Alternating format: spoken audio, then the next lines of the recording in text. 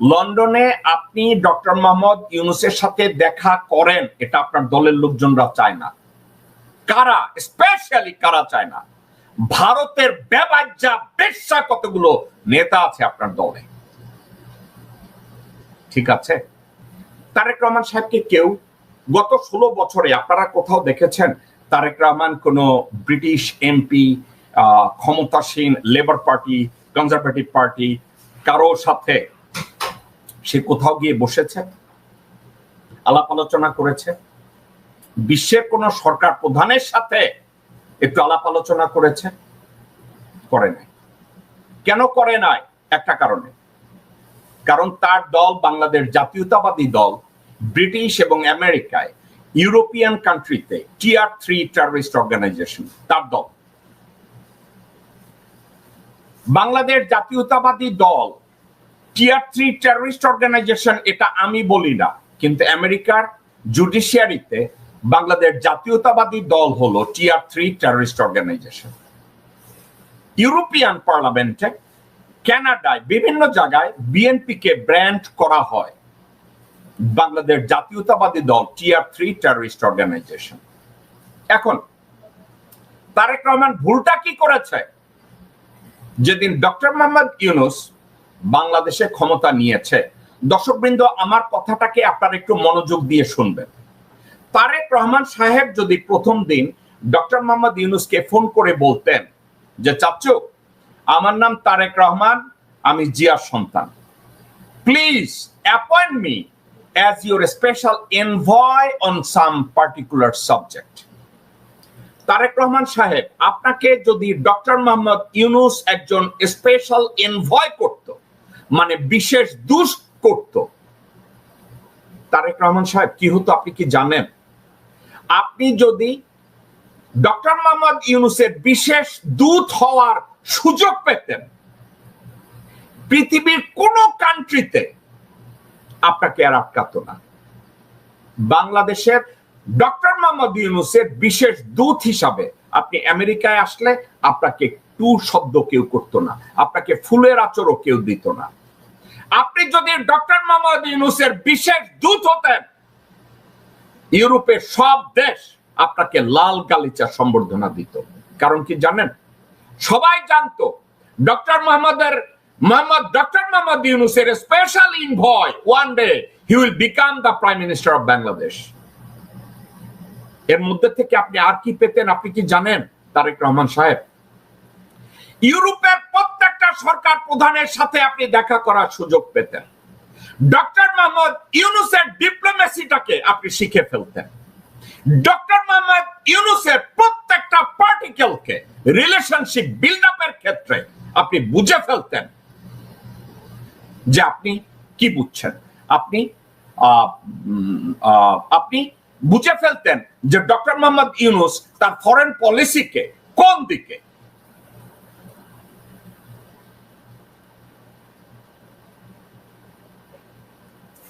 Doctor Mohammad ইউনূসের যদি special envoy আপনি হতেন, ডক্টর মোহাম্মদ ইউনূসের স্পেশাল এনভয় হলে তারেক রহমান সাহেব কয়েকটা জিনিস ঘটতো।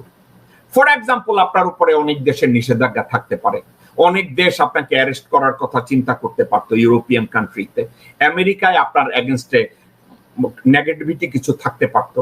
কিন্তু আপনি যদি ডক্টর মোহাম্মদ ইউনূসের স্পেশাল এনভয় হিসাবে আমেরিকায় ঢোকার সুযোগ পেতেন, কেন বলছি, বাইডেনের সময় ডেমোক্রেটিক গভর্নমেন্ট যখন ছিল, প্রথমেই যদি আপনি এই সুযোগটা নিতেন, আপনি কি করতে পারতেন জানেন তারেক রহমান সাহেব? আপনি আমেরিকায় ঢুকে প্রথমে বাইডেন অ্যাডমিনিস্ট্রেশনের সাথে মিশে আপনি বলতে পারতেন যে বিএনপির এগেনস্টে যে টিয়ার 3 টেররিস্ট অর্গানাইজেশন হিসাবে এখানে ডেজিগনেট করা আছে, আপনি বলতে পারতেন আল্লাহর ওয়াস্তে এই ডেজিগনেশনটা সরাইয়া দেন, ক্যাটাগরিটা চেঞ্জ করে দেন। তারেক রহমান সাহেব আপনি আপনার দলকে হেল্প করতে পারতেন। আপনি আমেরিকা এসে যখন ঢুকতেন, আপনি ডক্টর মোহাম্মদ ইউনূসের স্পেশাল এনভয় হিসাবে ওয়ার্ল্ড ব্যাংক আপনাকে সম্মান করত, আইএমএফ আপনাকে সম্মান করত। কেন করতো আপনি কি জানেন? আপনি ডক্টর মোহাম্মদ ইউনূসের স্পেশাল এনভয়। আমি আপনার বাবাকে ভালোবাসি, আমি আপনার বাবাকে শ্রদ্ধা করি, কিন্তু আপনার বাবার অর্জন এত পর্যায়ে যায় না যেটা ডক্টর মোহাম্মদ ইউনূসেরটা গেছে। আপনি যদি ডক্টর মোহাম্মদ ইউনূসের স্পেশাল এনভয় হতেন, আপনি জাতিসংঘে স্পেশাল ট্রিটমেন্ট পেতেন, আপনি স্টেট ডিপার্টমেন্টে একটা স্পেশাল ট্রিটমেন্ট পেতেন, আপনি হোয়াইট হাউসে একটা স্পেশাল ট্রিটমেন্ট পেতেন, আপনি পেন্টাগনে একটা স্পেশাল ট্রিটমেন্ট পেতেন। আপনি আমেরিকায় ঢুকলে, ইউরোপে ঢুকলে বিএনপি কে টিয়ার 3 টেররিস্ট অর্গানাইজেশনের লিস্ট থেকে সরাইয়া দিয়া আপনি একটা ইম্পর্টেন্ট পিআর তৈরি করতে পারতেন, যেটা হতো বিএনপির অর্জন, এবং ভবিষ্যতে এই রাস্তা দিয়ে আপনি সঠিকভাবে সত্যিকার অর্থে একটা দেশ নায়ক হয়ে বাংলাদেশকে পরিচালনা করতে পারতেন। আপনি এই সুযোগটা নষ্ট করেছেন। এখন ডক্টর মোহাম্মদ ইউনূস উনি লন্ডনে যাবে, আপনি ডক্টর মোহাম্মদ ইউনূসের সাথে দেখা করার এখন একটা সুযোগ পাবেন। তারেক রহমান সাহেব, আপনি আমার কোনো পাকা ধানে মই দেন নাই, আমি আপনার দল করি না এবং আপনার দল জীবনে করবো না, আমার কোনো স্বপ্ন নাই, পলিটিক্যাল আকাঙ্ক্ষা নাই যে আপনি আমাকে কোনো কিছু অফার করতে পারেন যেটা আমার দরকার, কিন্তু আপনার যেটা দরকার সেটা আমি আপনাকে বলতে পারি। আপনার কি দরকার জানেন? আপনার একটা সঠিক গাইডেন্স দরকার। ওই গাইডেন্সের জন্য ডক্টর মোহাম্মদ ইউনূসের আশীর্বাদ দরকার আপনার। ডক্টর মোহাম্মদ ইউনূসের যে রাস্তাটা উনি বিশ্বব্যাপী তৈরি করেছে, ওই রাস্তাটার দিক নির্দেশনা আপনার দরকার তারেক রহমান সাহেব। আপনারা যদি ডক্টর মোহাম্মদ ইউনূসের এই গাইডেন্সটা আপনি যদি পেতেন, ডক্টর মোহাম্মদ ইউনূসের এই গাইডেন্সটাকে ব্যবহার করার সুযোগ পেতেন, আপনি তারেক রহমান থাকতেন না। আপনি তো আপনার আব্বুর মতো বিইউপিএসসি পাবেন না, তাই না? আপনার আব্বু বীরিত্তম পাইছে, স্টাফ কলেজ পাস করছে, কিন্তু আপনি যদি ডক্টর মোহাম্মদ ইউনূসের পদাঙ্ক অনুসরণ করতেন, তার স্পেশাল এনভয় হয়ে, আপনি জানেন না আপনি আপনার দলের এবং বাংলাদেশের কতটা উপকার করতেন। আপনি ব্যর্থ হয়েছেন। এখন আজকের তাইলে এই কথাগুলো আমি কেন বলছি, আপনি খুঁজে বের করুন কারা আপনাকে বলেছে ডক্টর ইউনূসের সাথে আপনি দেখা করতে চান না, আপনি অনাগ্রহ দেখিয়েছেন। এই পোস্ট সোশ্যাল মিডিয়ায় কে দিয়েছে? খুঁজে বের করুন, খুঁজে বের করুন আপনার দলের কোন টোকাই এর সাথে কারা কারা জড়িত, ভারতের কোন কোন টোকায় জড়িত, যারা সোশ্যাল মিডিয়ায় দিয়েছে আপনি ডক্টর মোহাম্মদ ইউনূসের সাথে দেখা করতে অনাগ্রহ প্রকাশ করেছেন, whereas behind the scene আপনি ইন্টারেস্ট দেখাইছেন, আপনি ডক্টর মোহাম্মদ ইউনূসের সাথে দেখা করতে চেয়েছেন। আপনি খুঁজে বের করেন কোন টোকাইরা, কোন রয়ের দালালরা, কোন ভারতের দালালরা, ভারতীয় পোষ্যরা আপনার সম্পর্কে বলছে আপনি ডক্টর মোহাম্মদ ইউনূসের সাথে দেখা করতে চান না। খুঁজে বের করুন। এখন আপনি যখন ডক্টর মোহাম্মদ ইউনূসের সাথে দেখা করবেন, আমি শুনেছি আপনি কথাবার্তা শুনেন, আপনাকে আমি একটা কথা বলি, ভোম মেরে বসে থাকার অর্থ ব্যক্তিত্ব না। Openness is the first condition of diplomacy. Doctor Mohammad ইউনূসের সামনে ভোম মেরে বসে না থেকে একটা কাজ আপনি করতে পারেন। ডক্টর মোহাম্মদ ইউনূসকে আপনি ঠান্ডা মাথায় একটা কথা বলতে পারেন যে আঙ্কেল, নির্বাচন কবে হবে এটা আপনি ডিসাইড করুন, কিন্তু আপনার প্রত্যেকটা পলিসি মিটিং এ আমাকে ইনক্লুড করেন প্লিজ। অ্যাজ ইওর সান, আপনি আপনার প্রত্যেকটা পলিসি মিটিং এ আমাকে ইনক্লুড করুন, এবং যদি সম্ভব হয় আমাকে আপনার স্পেশাল এনভয় হিসাবে কয়েকটা দেশে পাঠান। আপনার টাস্কগুলোর সাথে আমি পরিচিত হতে চাই। তারেক রহমান সাহেব, এই দুইটা জিনিসের বাইরে আপনি আপনার দল নিয়ে কথা বলেন না। আপনার দল আছে, আপনার দল থাকবে। একটা জিনিস বাংলাদেশের নাগরিক হিসাবে, একজন দেশপ্রেমিক বাংলাদেশী নাগরিক হিসাবে আপনার কাছ থেকে আমি এটা চাচ্ছি, যে ডক্টর মোহাম্মদ ইউনূসের কাছ থেকে আপনি ওনার পিআরটা পিক আপ করেন, ডক্টর মোহাম্মদ ইউনূসের অর্জনের সাথে আপনি একটু পরিচিত হন, ডক্টর মোহাম্মদ ইউনূসকে বলেন যে আঙ্কেল আপনি আমাকে কোনো একটা জায়গায় পরিচিত করান, আপনি বলেন যে আপনি কোন দেশে কার সাথে দেখা করতে চান, কথা বলতে চান, আপনি অভিজ্ঞতা অর্জন করুন। Doctor Mohammad Yunus is a good teacher. Take that opportunity শেখার জন্য। তারেক রহমান সাহেব, লন্ডনে আপনি ডক্টর মোহাম্মদ ইউনূসের সাথে দেখা করেন, এটা আপনার দলের লোকজনরা চায় না। কারা, স্পেশালি কারা চায় না? ভারতের বেবাজ্জা বেশ্যা কতগুলো নেতা আছে আপনার দলে, ঠিক আছে? আপনি কি জানেন যে মুহূর্তে ডক্টর ইউনূস লন্ডনে গেছে, দেখেন আপনার বিএনপির এক ভারতীয় পোষ্য কি বলেছে, দেখেন।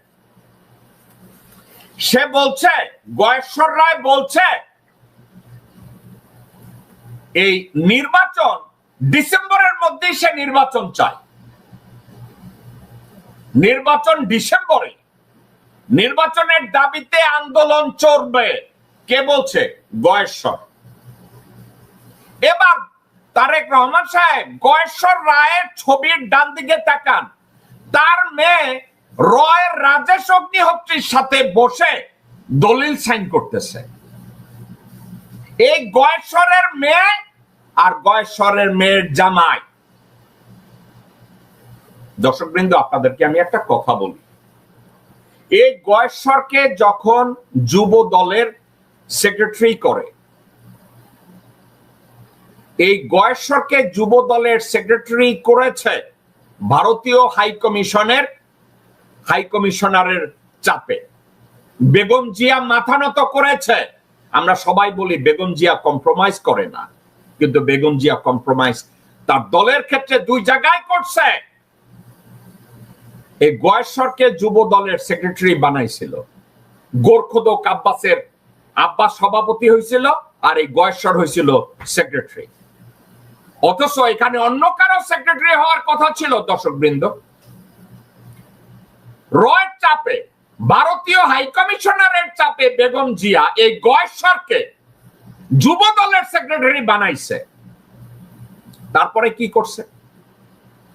তার ছেলের বউ নিপুণ রায় রয়ের জাতীয় পার্টি করত, 2 দিন পর পর ভারতে যায়, তাদের আত্মীয় স্বজনরা মিলে এখন রাস্তায় নাইমা বিএনপির বিশাল নেত্রী হয় এই গয়েশ্বররা। বলবে কি জানেন? ও অনলাইনে যারা পছন্দ করে না তাদের কি বানায়। দর্শকবৃন্দ, এই কথাটাকে আমি, যারা এই কথাটা বলে আমি তাদেরকে বলি, আসেন আপনারা আমার সাথে কথা বলেন। তারা বলে কি জানেন? আমি যদি কেউ পছন্দ না করি আমি নাকি তারই বানাই। দর্শকবৃন্দ, এই যে অনলাইনে আমাকে যখন গালি দেয়, আমি প্রথম একটা কথা বলি, সে কথাটা কি জানেন?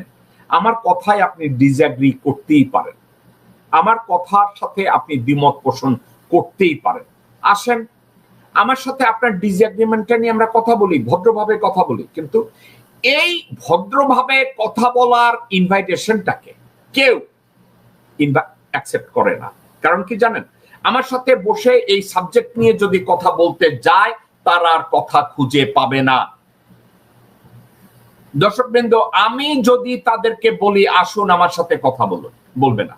তারেক রহমান সাহেব, এই গয়েশ্বর কখন এই কথাটা বলেছে?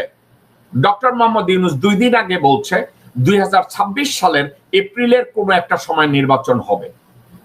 এখন আপনি এই ভারতপন্থীরা, হুমায়ুনরা, আমির খসরু মাহমুদরা, মোহাম্মদ সালামের মতো লোকজনরা, আমানুল্লাহ আমানরা, গোরখোদক আব্বাসরা চায় না আপনি ডক্টর মোহাম্মদ ইউনূসের সাথে দেখা করেন। তারা চায় না। কেন চায় না? একটা কারণে, আপনি যদি ডক্টর মোহাম্মদ ইউনূসের সাথে দেখা করেন, আপনি কিছু একটা অ্যাচিভ করবেন। আপনার যদি আলটিমেট কোনো টার্গেট থাকে, রাষ্ট্র পরিচালনায়, কর্পোরেশন পরিচালনায়, বাজেটের ক্ষেত্রে, বাজেট গ্যাপ কম্বাইন করার ক্ষেত্রে, এমপ্লয়মেন্ট তৈরির ক্ষেত্রে আপনি ডক্টর মোহাম্মদ ইউনূসের কাছ থেকে একটা ডিরেকশন পাবেন। ডক্টর মোহাম্মদ ইউনূসের কাছ থেকে ওপেন মাইন্ড নিয়ে আপনি শেখার চেষ্টা করেন, আপনি অনেক কিছু শিখতে পারবেন। কিন্তু ভারতপন্থীরা চায় না আপনি ডক্টর মোহাম্মদ ইউনূসের সাথে দেখা করেন। আপনি যদি ডক্টর মোহাম্মদ ইউনূসের সাথে দেখা করেন, you may have a different idea. You may have a different idea. আপনি হয়তো ডক্টর মোহাম্মদ ইউনূসের কাছ থেকে এমন কিছু কথা শুনবেন, এমন কিছু আলাপ আলোচনা শুনবেন, এমন কিছু ডিরেকশনের কথা শুনবেন, আপনি যদি উল্টো দিকে ঘুরে, যার জন্য গয়েশ্বররা চায় না আপনি ইউনূসের সাথে দেখা করেন, হুমায়ুনরা চায় না আপনি ডক্টর মোহাম্মদ ইউনূসের সাথে দেখা করেন, মির্জা ফাকের মতো লোকজনরা চায় না আপনি ডক্টর মোহাম্মদ ইউনূসের সাথে দেখা করেন। এখন আমি আপনাকে সাধুবাদ জানাবো যে আপনি ইন্টারেস্ট দেখিয়েছেন যে আমি ডক্টর মোহাম্মদ ইউনূসের সাথে দেখা করব, এবং আমি খুশি যে ডক্টর মোহাম্মদ ইউনূস আপনার সাথে দেখা করবে। কিন্তু দেখা করার হ্যান্ডশেক করে একটা ছবি তোলার ভিতরে কোনো অর্জন নাই। আমি চাচ্ছি ডক্টর মোহাম্মদ ইউনূসের সাথে হ্যান্ডশেক করে আপনি ৩-৪টা জিনিসকে অ্যাচিভ করেন। নাম্বার 1, ডক্টর মোহাম্মদ ইউনূসের সাথে যদি আপনি দেখা করে কথা বলেন, ইউরোপে এবং আমেরিকায় বিএনপির ঘাট থেকে টিয়ার 3 টেররিস্ট অর্গানাইজেশন নামটাকে আপনি ডিলিট করাতে পারেন। এই সুযোগ আপনি নেবেন? আপনি গত 16-17 বছরে ব্যর্থ হয়েছেন, এই সুযোগটা আপনি নেন। 1, 2, আপনি যদি ডক্টর মোহাম্মদ ইউনূসের সাথে হ্যান্ডশেক করে বলেন, uncle teach me what to do, আপনি একটা কথা লিখে রাখেন আমার কাছ থেকে, ডক্টর মোহাম্মদ ইউনূস আপনাকে এমন কিছু শেখাতে পারে যে আপনার জীবদ্দশায় আপনি যা শিখেন নাই। ডক্টর মোহাম্মদ ইউনূস আপনাকে এমন কিছু রাস্তার সন্ধান দিতে পারে যা আপনার দ্বারা জীবনে সম্ভব হয় না। আপনি এই বিষয়গুলোকে অর্জন করুন। আপনি বাংলাদেশের স্বার্থে, আপনার দলের স্বার্থে, for the sake of your father legacy and mother legacy, আপনি এখান থেকে কিছু একটা শিখেন। আপনি যদি এখান থেকে শেখা একটা আগ্রহ প্রকাশ করেন, doctor Mohammad Yunus can become your house tutor, he can become your পথ প্রদর্শক। ডক্টর মোহাম্মদ ইউনূস আপনাকে এমন একটা ডিরেকশন দিতে পারে যে উনি যতক্ষণ নির্বাচন না দিবেন ততক্ষণ পুরা ইউরোপ আপনাকে উনি ঘুরায় ফিরায় নিয়ে আসতে পারে, আপনাকে অভিজ্ঞতা সঞ্চয় করাতে পারে, আপনাকে ডিপ্লোমেসি শিখাতে পারে, দেশ গড়ায় আপনি কি করতে পারেন এক্ষেত্রে আপনাকে ডিরেকশন দিতে পারে। আমি কি আশা করি আপনি এই কাজটা করবেন? ওয়েল, এটা আমার আশা। Until you met doctor Mohammad Yunus, আমি এটা নিয়ে কমেন্ট করব না যে আপনি এটা পারবেন না অথবা আপনি এটা পারবেন। আপনার জায়গায় অন্য যে কোনো জ্ঞানী মানুষ হলে তারা এই কাজটা করবে। আপনি তো আপনার দলটাকে টেকাতে চান, তারেক রহমান সাহেব টেকাতে চান না। যতক্ষণ পর্যন্ত ইউরোপ এবং আমেরিকায় আপনার দলকে টিয়ার 3 টেররিস্ট অর্গানাইজেশন করে, ততক্ষণ পর্যন্ত আপনার ব্যর্থতা লেগে থাকবে।